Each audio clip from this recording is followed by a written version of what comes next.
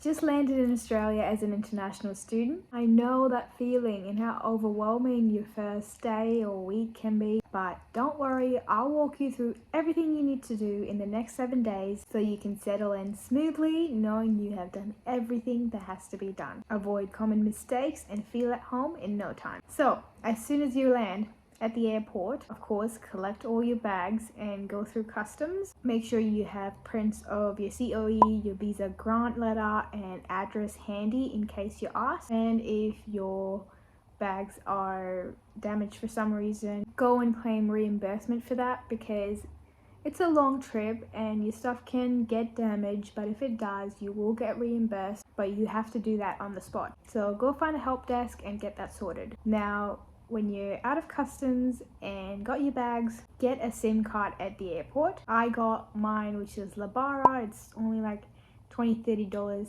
a month, and I got that at the airport. Not many people know about it in Australia, but it was such a good deal at the airport and I haven't switched ever since. So when you've got your SIM, you can download Uber and get an Uber to the address you're staying at first, or someone's maybe picking you up. I got a taxi and that cost me $90 from the airport, so never doing that again because they're on a meter, and as time goes on that meter goes up, so I couldn't really do anything about the distance or the amount. But if you get Uber, you know exactly how much you're paying. Also have an international credit card or debit card that you can use to pay for the Uber. Sometimes cash will be unavailable on the Uber app, so make sure you have an international travel card with money on it. I know there's a company called Wise that offers cards like that you can use internationally, but your bank might also offer that, so just look into it before you get there so you can use it on the first day. And if you do order an Uber, there are Uber stands outside the airport, so there'll be signs all around and you'll be able to navigate to them, but it is a separate area than the airport itself. They won't come and pick you up right outside the airport, so you have to go to that pickup point. So after that, just get to your location, check in and rest. Don't rush everything on day one. I've made a separate video on how to find your accommodation when you first land here, so go watch that if you don't have your accommodation sorted. But if you do, check into your accommodation or temporary stay, unpack a bit, and rest. Trust me, it's overwhelming as it is on day one. You'll be tired, you'll be emotional because you're so far away from your loved ones, and it has been a big trip there. So when you finally catch your breath, the lag will hit you. So go get some sleep, and trust me, everything feels better after some sleep. Next, go open a bank account. That is what I did on my second day. Popular student-friendly banks are Commonwealth Bank, NAB, ANZ.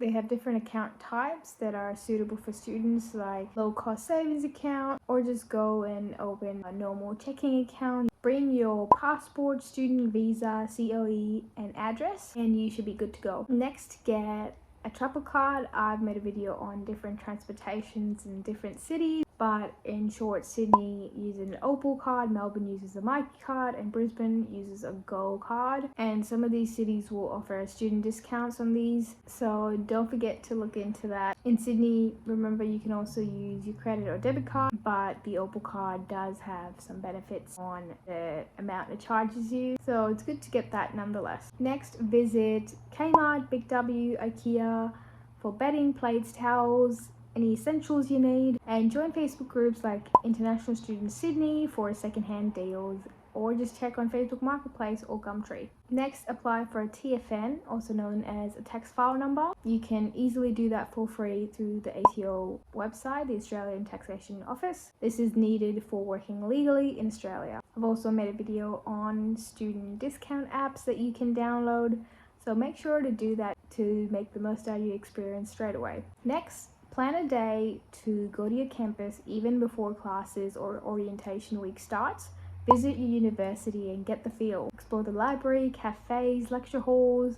This will help you know why you came here and just make you so much more excited. And when there is orientation week, do attend it. It's a lot of fun. You can even go to other universities because they'll be giving out free stuff. Go collect your student ID card, ask where the International Support Office is, and Know where you can access all these benefits you'll get from being at this university and make the most of it. And know when the social events are. Don't isolate yourself in your room. The earlier you know about events, the earlier you can start meeting people and the more confident you'll feel. Straight away, join student clubs or cultural societies to feel more connected to the community there, and say hi to your roommates or neighbors. Strike a conversation about how you can explore the city or Australia really well, or what other people are excited to explore if you're nervous about what to talk at first, because you're on the same boat and it never hurts to make connections early. Bonus tips: download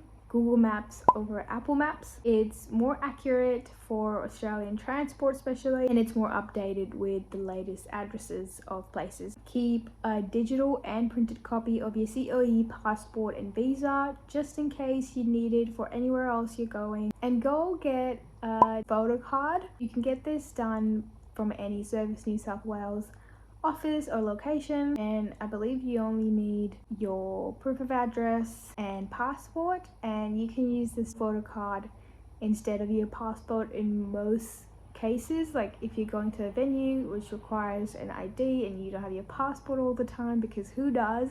You have your photo card. Or even when you're at the airport for a domestic flight and you don't want to carry your passport, you can show that, because that is a state issued ID card that is nationally recognized. And don't forget to update your address on your uni portal or with immigration via your IMI account or your bank account. Make sure to take note of everywhere you have to put in your address, so when you do change it, you know everywhere you have to update. Also, along the way, learn some Aussie slang by going down to the cafe or restaurant and just exploring. Start saying how you going, no worries, cheers. I've made a video on Aussie slang as well if you want some idea of it. I hope this video helped you feel more prepared. Your first week in Australia will be exciting, overwhelming, confusing and unforgettable, but you've got this. I didn't know any of this and I made it, so at least you have a checklist now. And if you have any questions, leave them down below or DM me on Instagram. I'm posting every day on here